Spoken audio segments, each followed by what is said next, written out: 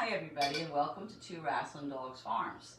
So today we went out this morning and we picked some dandelions, and it took us about an hour, and we picked 2 quarts of dandelions, which is the size of this container. We actually picked a little more than 2 quarts, so you want to get like 2 heaping quarts of dandelion blossoms. And what you want to find is you want to go out in the morning when the sun is shining, and you'll find that where the sun is shining, the blossoms have opened up, and you will pick blossoms that are wide open just like that. And once you've gotten your 2.5, 3 quarts of dandelions, bring them inside and just spread them out on a cloth towel like I've done with the blossom faces up.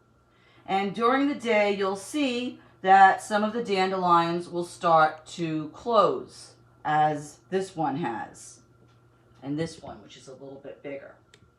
Now, I have tried making dandelion syrup and dandelion jellies quite a few times, and they always came out tasting just terrible and bitter and tonic-y. And what I finally found out was, when you're working with dandelions, you want to make sure that you let them close like this, so that you can cut the green base off.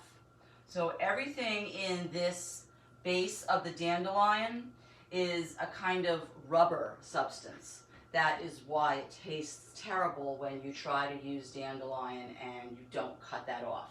So what you're going to do is, as the blossoms close during the day, you'll just keep a scissor out and you're just going to snip off the green part and snip the yellow blossom off into a nice big jar.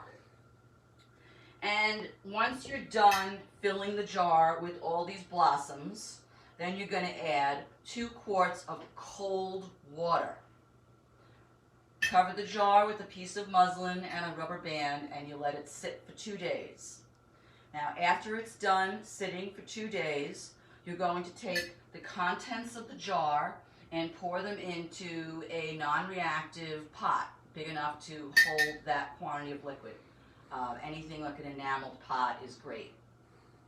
And you're going to bring the liquid to a boil for 20 minutes.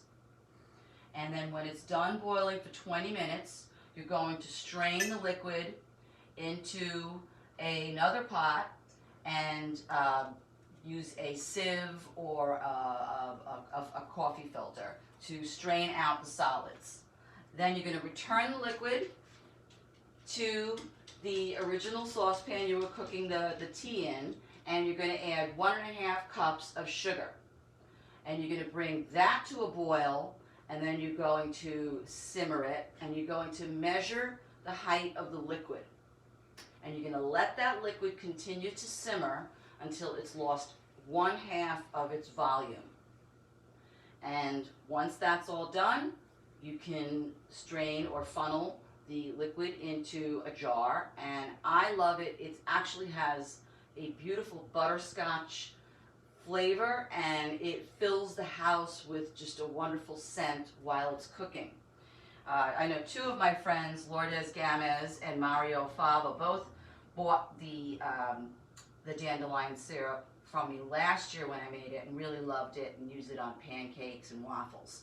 So you want to make sure where you pick your dandelions is a clean source. So if you're not using any chemicals on your own lawn, I'm sure if you go outside right now, you're going to find a lot of dandelions. I am going to post this recipe on my Facebook page, Wrasslin Dogs Farms. If you cannot gather 2 quarts of dandelions and you can only get 1 quart of dandelions, it's a really easy recipe to cut in half. So we'll tune in a couple of days and I'll show you the next step. But if you want to do this on your own, you can get started with this. And then I promised yesterday that we were going to make a Panzanella salad. So Panzanella salad is typically made with stale bread and tomatoes, and it's done in the summer, but I've been craving it. And we went to the store yesterday after not having bread in the house for over a week, and we bought this really nice Tuscan loaf, and I cut it into 1-inch cubes, and tossed it with a little bit of olive oil and just toasted them lightly in a cast iron frying pan. Seasoned with a little salt and pepper, and they go in the bottom of the bowl. And to that, we're going to add the broccoli and beans that we had the other day, and we're going to add a tomato that I purchased at the local farm last week. I had half of it left over, and I cut it up into half-inch dice. I also had a little bit of a pepperoncini, and I chopped that up. A little bit of fried corn, which is frozen corn that I fried up in a little bit of avocado oil until the kernels started popping. The romaine salad, I used some of it yesterday and I kept it in the salad spinner, which is a great way to keep your lettuce nice and fresh, and cut that up. And yesterday you saw that we harvested a little bit of our radish microgreens for the salad we made yesterday, and we are using the rest of them on today's salad. Then we're going to add the last of my Two Wrasslin Dogs Farms blueberry vinegar from last year, olive oil,